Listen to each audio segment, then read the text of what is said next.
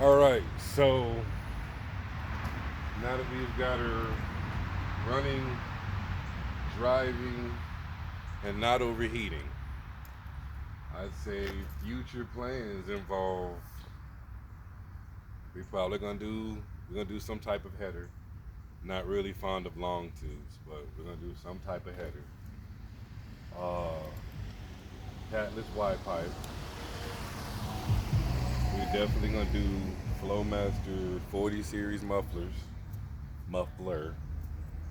dual exhaust.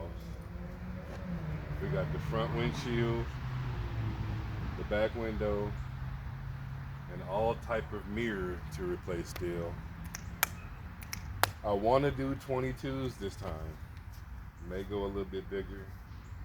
You know what I mean? Because all I'm gonna use this thing for is pretty much pulling and daily driver shit. So, you know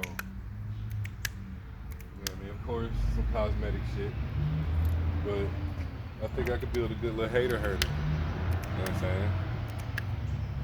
Y'all stay tuned.